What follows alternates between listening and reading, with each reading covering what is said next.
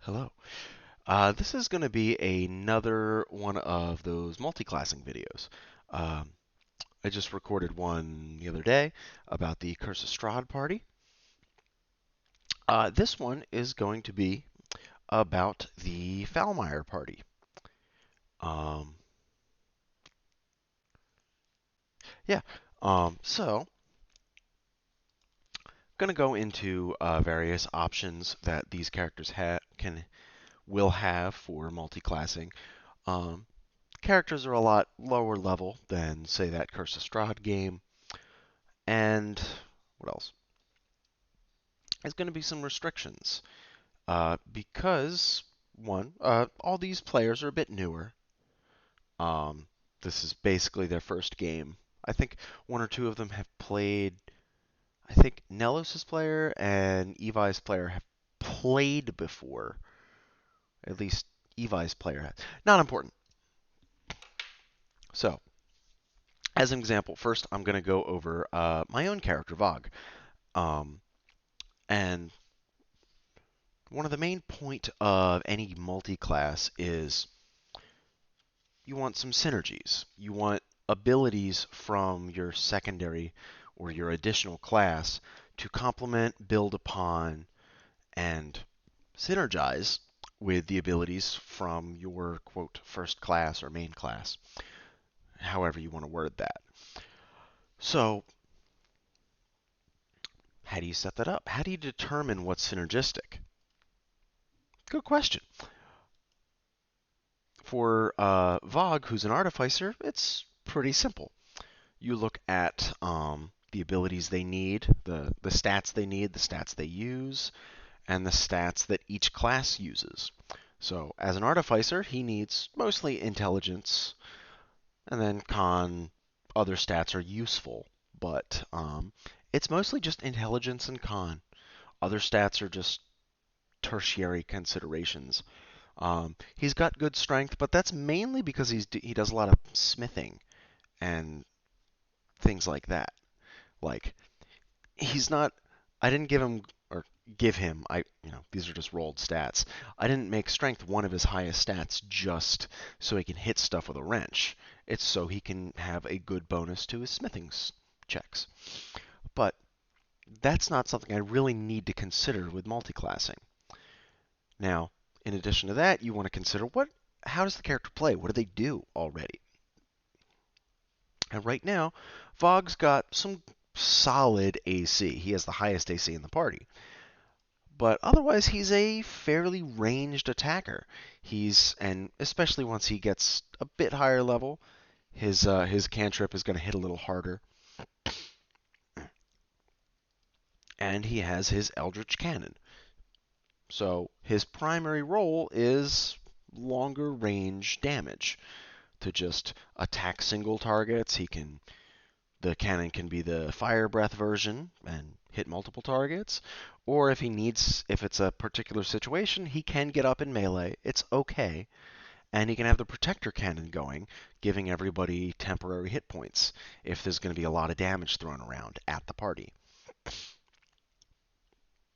So those are some considerations.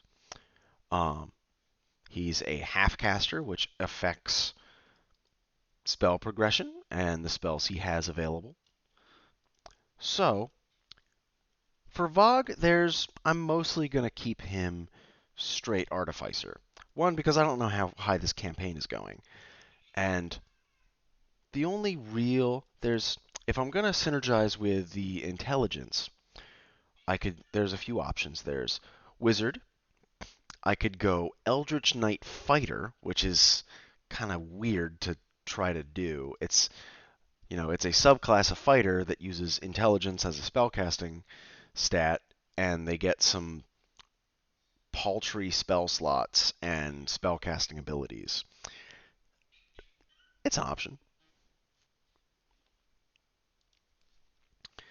It's an option. Maybe Arcane Trickster Rogue, similar concept. Grab more expertise, I guess. Um, or Blood Hunter. They can use intelligence. Most of those don't offer any like real specific synergies. They would be additional options.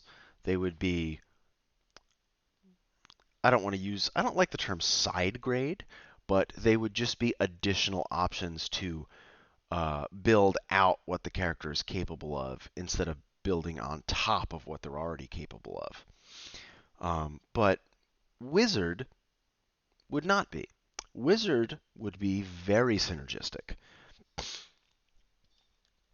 Particularly, I mean, I could do Blade Singer, I could do War Magic. There's a lot of different wizard subclasses, but either the main bulk of what you would get from Wizard are extra spell slots, the Wizard spell list, which is great, a spell book, um, and you'd get Find Familiar, which has some fun combinations. You can. I'm not going to go into Find Familiar. That's a great spell. Um, the Arcane Recovery feature, which allows recovery of spell slots on a short rest, which is great for VoG because you need to spend first level spell slots on the cannon. So, you know, so maybe 2, 3 levels in Wizard could be cool at some point. I don't know if I'm gonna do that. If I plan on doing that, I would definitely take VoG to level 5 Artificer first, then maybe multiclass. But you know, but ultimately, those are some options for VoG. Um, there's also, to get more spells and stuff, there's the Fey Touched Feat, gives you access to Bless, which VoG is going to pick up at level 4. He's definitely doing that because Bless is great, and he's a more long-range support-focused character anyway. So handing out Bless is going to be great. Um, but yeah, that's mostly it for VoG. So next up, Evi, the Earth Genasi Paladin, and yes, that is a 4 intelligence. So, and also some things I'm going to be noting on, because we're coming up on level 4 next. Um, what do you do with, how do you determine whether you want to take a feat, whether you want to take an ability score improvement? Depends on what your stats are. Usually, you want to either use your ability score improvements to get as many of your modifiers from, to increase your modifiers, to take like this from a +3 to a +4, this from a +1 to a +2, that kind of idea. Um, and in the case of Evi, there's a few options. You could take something like Fey Touched, um, add it to Charisma, and you get Misty Step, which is a fun spell, and you get another one like Bless is always great. You could take Bane. Bane is fun. Bane is probably more Evi's flavor. Um, you could totally do those things. Otherwise, you could take like the Resilient Constitution feat, increase this Constitution to 18, get proficiency in con saves. Great. Or you could just take the ASI and add 1 to Constitution, 1 to Charisma. Bump that to a +4, that to a +2. Those are 3 different options. Or you could take a different half feat that does these things. There's a few options. Or you could just take a feat that doesn't do any of those things and just ride these abilities for now. But when it comes to multiclassing for Evi, um, Paladin multiclasses relatively easily as long as you have the stats for it. So stat restrictions are a thing. To multiclass in and out of certain classes, you need a certain amount of ability scores. For example, to multiclass into or out of Paladin, you need at least a 13 strength, which Evi meets, so he can multiclass. Um, Now, these restrictions can be waived by your DM. Not every table uses them. But, like I said, Paladin multiclasses very readily. You take Fighter to kind of lean into the closer range stuff. Pick up Pick up a fighting style or another fighting style. Pick up, actually, what fighting style did Evi pick? Oh, great weapon fighting. Okay. Pick up another fighting style. I recommend defense for this character, but there's other options. Um, Pick up second wind. Take a second level in fighter. You get action surge, best feature in the game. Then you take it to level 3. You get whatever subclass, and then that might be as far as you go with fighter.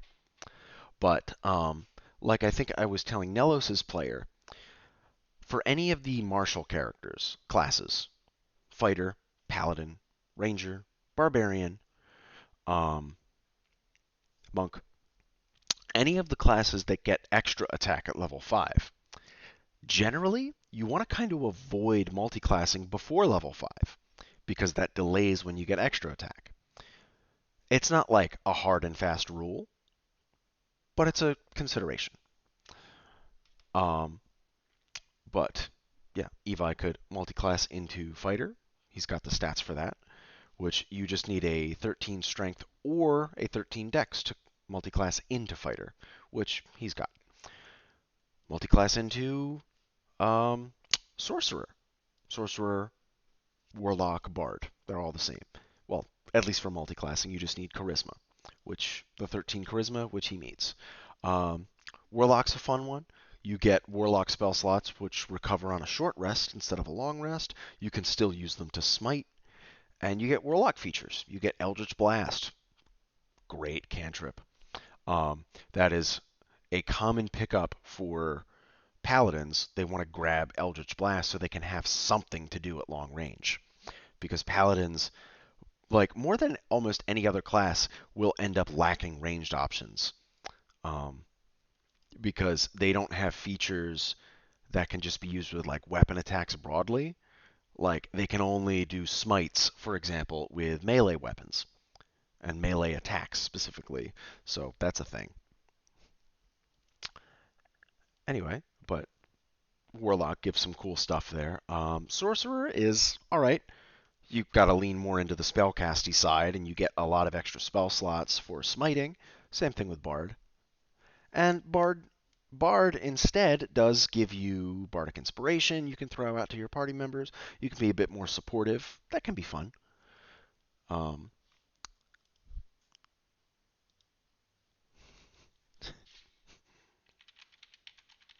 Um, that can be super fun.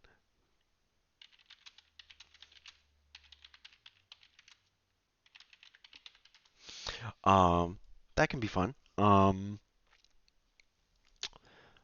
Barbarian's not a good choice because you're already a character that's wearing heavy armor, and raging gets in the way, or heavy armor gets in the way of raging. It's kind of annoying. Um, what else? I think I get the feeling that Evi's player is kind of wants to maybe go in the Warlock direction because they originally wanted to play a Warlock. So that can be super cool. But you got to get that charisma up. um, Moving on. Nelos.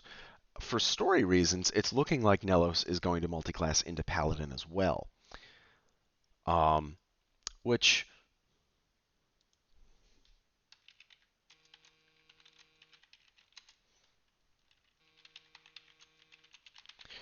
who is calling me?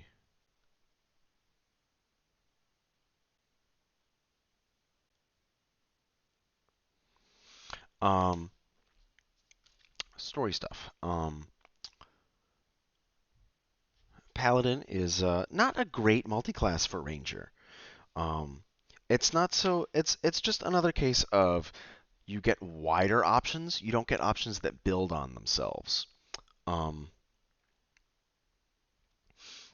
like mostly you don't get like they don't detract from each other, but the main thing you get from Paladin is like smiting. Or that's the main thing you get from Paladin that you don't already kind of have from Ranger. And for Nelos, the main thing that's going to do is slow down the progression of the Drake Warden features, which I feel like is something that Nelos' player is really looking for. But if they want to delay by a level or two and pick up Paladin at Paladin level 1, you get like Divine Sense and you get something else. In fact, you know what? Let's look up exactly what Paladins get at level 1. Because I remember what Rangers get at level 1, but I don't remember what Paladins get. Okay, they get Divine Sense and Lay on Hands, which are okay features. Divine Sense lets you like just detect the presence of certain types of monsters within like 60 feet, and Lay on Hands, you get a pool of hit points you can just like heal people with, and it's not a huge pool, but it's fine. Then at level 2, you get Fighting Style, Spellcasting, Divine Smite, all good features. Then at 3rd level, you get Divine Health, your Sacred Oath, which is your subclass, and Harness Divine Power, which is you can do stuff with your what do you call it? Your Channel Divinity. You can, instead of doing the Channel Divinity effect, you can get a spell slot back. Um, so that would be, those are all okay options for like, but again, they're building out, and a character like a ranger usually wants to use their spells for more like utility and some combat support, not necessarily just converting them into raw damage. But it's not a bad idea. If you want that play style, you can get it from Paladin. You can add that in, but it does touch step on the toes a little bit of the Paladin that's already in the group. But if they're going to multi-class into Warlock, who cares? But those are considerations. However, per the normal rules, Nelos is going to have trouble multiclassing because to multiclass out of Ranger, you need 13 Dexterity, which you meet, and 13 Wisdom, which you don't meet. And that's another point. If you're going to multiclass into the Paladin, you're going to have 2 different spell save DCs, one based off your wisdom for your ranger spells, and one based off your charisma for your paladin spells. And both of these are relatively low. So your spells, either you would have to pick up spells that don't require saves or attack rolls, like buffs and other utility spells, things like Long Strider, and which gives you extra movement, things like that. Those are always good spells. Or you're going to have to convert most of your spell slots into like divine smites for you to get that much mileage out of it. Because if you're going to throw around spells that like have a save DC, which you don't have any of these, like none of these require like any kind of saving throw on the part of like a target. That's fine. It doesn't matter what your save DC is. But if you're going to try to throw out like attacking spells, it's not going to work that well. They're going to miss a lot. It's just going to feel really ineffective usually. Enemies could always roll low and you could always roll high, but still, I try to think in averages. But yeah, other multi classes, fighter's always good. Fighter is always good. But also, you could go for other wisdom-based casters, like Cleric or Druid. Cleric is kind of like the similar narrative feel, because this character Nelos just joined, or is in the process of joining a draconic order, a church, religion, whatever. And that's effectively where they're getting Paladin from. But Cleric can serve a similar role, and 1 or 2 levels of Cleric will offer more spell slots and potentially some interesting features as well. Like, let's take a look. Open this website back up. I don't know why I closed it. So with Cleric, you get spellcasting in your subclass right away at level 1. You get 3 cantrips, and you get 2 first level spell slots. Now, that's not going to multi-class cleanly with a half caster like Ranger, but you will start to get more spell slots if you take Cleric levels.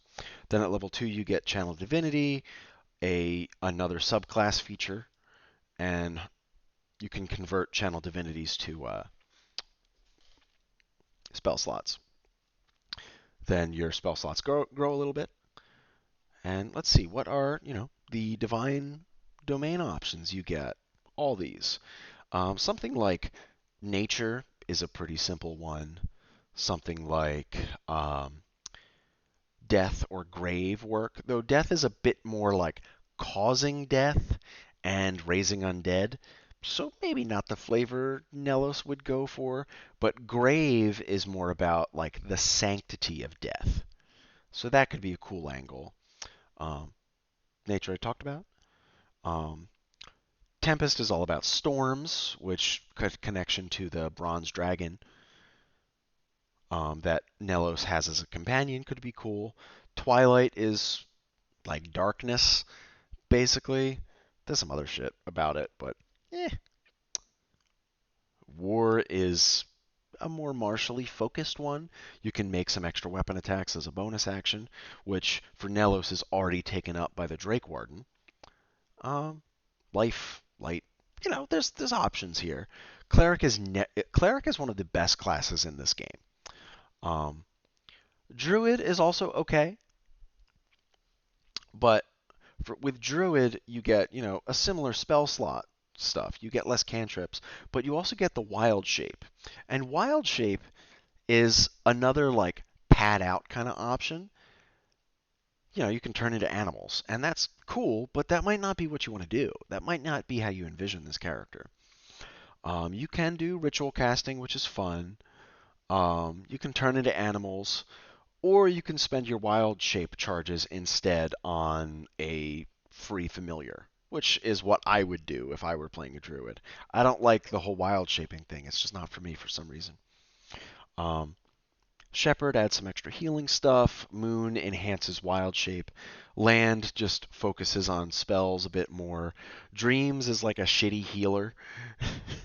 Stars is super weird. Wildfire is all about destruction and resurrection. And Spores is about mushrooms. Also a little bit of undead flavor, but again. So those are options for someone like Nellos. Seraphina, I feel like Seraphina has some narrative reasons to multiclass, but the least mechanical reasons to do so. Sorcerer is a great class to just stay in, but they, per their resurrection from some sort of ancient entity, that's cause for Warlock multiclass, which you can pick up Eldritch Blast. That's always great. You just need one level in that to grab Eldritch Blast, and you're good. Then you can go back to Sorcerer. You get some short rest spell slots, and just do that, and you'll be fine. But otherwise, you could totally do Bard. It wouldn't affect your normal spell slot progression. You'd get access to a new spell list and some extra spells, some extra cantrips, Bardic Inspiration, which you can buff your teammates with. That might be a fun angle for Seraphina. And that player expressed interest in playing a bard, or rather, they kind of wished they were playing a bard instead. Just multi-class into it. You can get that bardy bardness, and at little or no cost to you. Um, oh, and as far as your level 4 ability score improvement, you can increase your intelligence and your charisma both to +3, get those modifiers up. You could take Fey Touched, you could take Shadow Touched, all some feats that increase your charisma by 1, and you can increase any of these 3 abilities by 1. It's usually whichever one is your spellcasting ability for this character. You pick one of these and you get some spells. Fey Touched, you get Misty Step, and then you can choose a bunch of spells. Bless is on that list. It's a great spell. Shadow Touched, you get the Invisibility spell for free. And you can cast these spells once a day for free, and then use your spell slots on them afterwards. But Shadow Touched, you get Invisibility, and then you get like some weird spells, like Inflict Wounds is on that list. It's okay. You get Disguise Self. You can make yourself look like someone else. That's fun, but those are options. But one other thing, if you go 2 levels in Warlock, you pick up Invocations, which are some cool customization. You can do things like get the spell Disguise Self, which lets you change what you look like with an illusion. You get that spell for free at will, which is like a cantrip. It costs nothing to cast. You can just keep doing it. That can be fun. That's something Warlocks get to do. And they have a ton of options. They also have Eldritch Blast, the most damaging cantrip in the game. Always fun. But otherwise, not a whole lot of notes on Seraphina otherwise. Just Warlock's a good option. Bard's a great option. Or you can just stay Sorcerer. Uh, Not a lot of other classes synergize directly with Sorcerer, though. You could pick up Paladin, but that's pointless. Really low physical stats. You're going to die if you go into the front lines. Now for Vi. Barbarian. Barbarian's great. You could stay in Barbarian, especially because it's the path of the Zealot, the most consistently interesting subclass, in my opinion. They continue to get good features the whole time. But otherwise, for your level 4, you can increase your strength and your dex. Get your strength up to a +3, get your dex up to a +2, increase your to hit bonus, increase your extra damage, increase your AC. All good options. Or you could take something like the Crusher feat, which allows you to increase your strength by 1, get that modifier up, and then anytime you hit a target with a blunt bludgeoning weapon, you can push them back. And whenever you land a crit, now you get free any attacks against that target, just get advantage for a round. So that's fun. If you land a crit. It doesn't happen all that often. But otherwise, totally multi-class into fighter. It's a great option. Fighter's good. But otherwise, not a whole lot of notes on Vi multi-classing. Barbarian doesn't play nice with a lot of classes because Rage doesn't let you cast spells. So if you were to multi-class into, say, Bard or Sorcerer or whatever, you can only use your spells effectively out of combat, which could be an option. You just pick it up for some out of combat utility that could be fun, but it doesn't synergize, like I talked about. So this was just a 27-minute quick overview of these 5, using mine as kind of an example of what you're looking for with synergies, and going over some stuff with the other characters. Peace.